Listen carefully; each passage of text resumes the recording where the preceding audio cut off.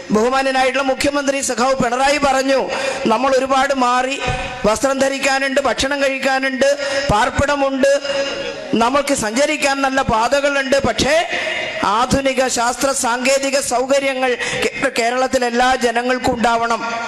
വളരെ സാധാരണക്കാരായ ആളുകളുടെ ജീവിതത്തിൽ അവശേഷിക്കുന്ന കഷ്ടതകൾ മാറ്റണം. അതിനാ 4 മിഷനുകൾ തുടങ്ങിയത്. ഞാൻ ആ മിഷനെ കുറിച്ചും വിശദീകരിക്കുന്നില്ല. ഹരിത കേരള മിഷനും വിദ്യാഭ്യാസ സംരക്ഷണ യജ്ഞവും ആർദ്രം മിഷനും ലൈഫ് മിഷനും ലോകത്തിലെവിടെയെങ്കിലും ഇന്ത്യയിൽ ഏതെങ്കിലും ഒരു സംസ്ഥാനത്ത് വീടില്ലാത്ത സകലയാൾക്കും വീടുണ്ടാക്കി കൊടുക്കാമെന്ന് ഗവൺമെന്റ് പറഞ്ഞിട്ടുണ്ടോ? കേരളത്തിൽ ഇത് ചെയ്യുമ്പോൾ അതിന്റെ പ്രത്യേകത എന്താണെന്ന് മനസ്സിലാവുന്നില്ല. കോൺഗ്രസ്സുകാർ ഭരിക്കുന്ന ഏതെങ്കിലും ഒരു സംസ്ഥാനത്തിൽ ഒരു സർവേ നടത്തി മഴയത്ത് നനയാതെ കിടക്കാൻ മനുഷ്യർക്ക് ഒരു വീടുണ്ടാക്കി കൊടുക്കാൻ വീടില്ലാത്തവരുടെ സർവേ എടുത്തിട്ടുണ്ടോ? ലോകത്തിലെ 3ാമത്തെ ശക്തിയായിട്ട് ഇന്ത്യയെ മാറ്റാൻ ശ്രമിക്കുന്ന നരേന്ദ്രമോദിയുടെ യോഗി ആദിത്യനാഥ് ഭരിക്കുന്ന ഉത്തർപ്രദേശിൽ അങ്ങനെ ഒരു സർവേ നടത്തി ആ പാവങ്ങൾക്ക് വീടുണ്ടാക്കി കൊടുത്തിട്ടുണ്ടോ? ഇന്നും കടലാസ് ടെന്റ് കെട്ടി താമസിക്കുക. ചില ടെന്റുകളുടെ മുറ്റത്ത് ഒരു കട്ടിലുണ്ടാവും, 4 മരക്കുറ്റി കുഴിച്ചിട്ടിട്ട് അതിൻ്റെ മേലെ ചൂടിയും അല്ലെങ്കിൽ മറ്റേ പ്ലാസ്റ്റിക്കും ഒക്കെ വരിഞ്ഞുണ്ടാക്കുന്ന കട്ടില. മഴയില്ലെങ്കിൽ നക്ഷത്ര എണ്ണി കിടക്കാം. മഴ പെയ്താൽ ഈ കട്ടിലെടുത്തിട്ട് ഈ കുടിലിനകത്തേക്ക് ഇടാൻ സ്ഥലവും ഇല്ല. ഇടണമെങ്കിൽ ഇത് പറിച്ചെടുത്തിട്ട് കൊണ്ടുപോയിട്ട് അവിടെ കുഴിച്ചിടണം അകത്ത്. അതാണോ കേരളം?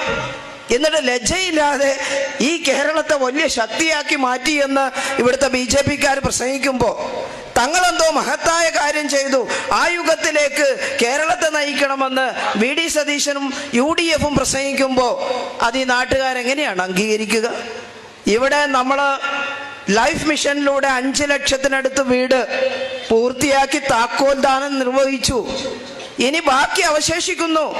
3ാമതും ഇടതുപക്ഷ ജനാധിപത്യ മുന്നണി ഗവൺമെന്റ് വന്നാൽ ആരെങ്കിലും അർഹതയുള്ളവർ ഒഴിവായി പോയിട്ടുണ്ടെങ്കിൽ അവരെ കൂടി പരിഗണിക്കാനാണ് തീരുമാനിച്ചത്. വളരെ കുറച്ചേ അർഹതയുള്ളവരെ ഒരുപക്ഷെ അപേക്ഷിക്കാൻ കഴിയാതെയോ അല്ല ഭൂമിയുടെ ചില പ്രശ്നത്തിന്റെ ഭാഗമായിട്ടോ ഒഴിവായി പോയിട്ടുണ്ടാവുള്ളൂ. എന്നാൽ UDF അധികാരത്തിൽ വന്നാൽ ആദ്യം ചെയ്യുക ലൈഫ് മിഷൻ റദ്ദാക്കും എന്നാണ് പറഞ്ഞത്. അവിടെ തൃശ്ശൂര് ആരെങ്കിലും സഹായിച്ചിട്ട് നമുക്ക് ഗവൺമെന്റിന്റെ കാശ് കൊണ്ട് മുഴുവൻ തികയില്ല. ചിലർ ഭൂമി വെറുതെ തന്നിട്ടുണ്ട്, ചിലർ ഫ്ലാറ്റ് കെട്ടിത്തരാന്ന് പറഞ്ഞിട്ടുണ്ട്.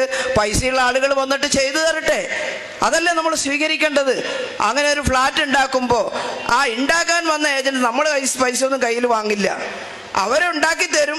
അതിൻ്റെ ഗുണമേന്മ നമ്മൾ പരിശോധിക്കും. അത് ശരിയാണെങ്കിൽ നമ്മൾ അംഗീകരിച്ചിട്ട് അത് ഗവൺമെന്റിന് കൈമാറും. അല്ലാണ്ട് നമ്മളതിലൊന്നും ചെയ്യുന്നില്ല. ആ വന്നവരാർക്കോ ഒരു മൊബൈൽ ഫോൺ വാങ്ങിക്കൊടുത്തു എന്നോ മറ്റോ പറഞ്ഞിട്ട് അവിടുത്തെ MLA കോൺഗ്രസ് MLA അതിൻ്റെ മുന്നിൽ പോയി കുത്തിയിരുന്ന് അതിപ്പോൾ ചെയ്യാൻ കഴിയാണ്ടായി അതിങ്ങനെ അസ്ഥികൂടമായിട്ട് അവിടെ നിൽക്കുക. അത് പൂർത്തിയാക്കിയിരുന്നെങ്കിൽ 230-ലേറെ കുടുംബങ്ങൾക്ക് അവിടെ കയറി താമസിക്കാൻ കഴിയുമായിരുന്നു. പക്ഷെ നമ്മൾ അതിന് പകരം മറ്റ് സംവിധാനങ്ങൾ ഉണ്ടാക്കി ആളുകൾക്ക് വീടുണ്ടാക്കി കൊടുത്തു. ഇതാണ് കേരളം.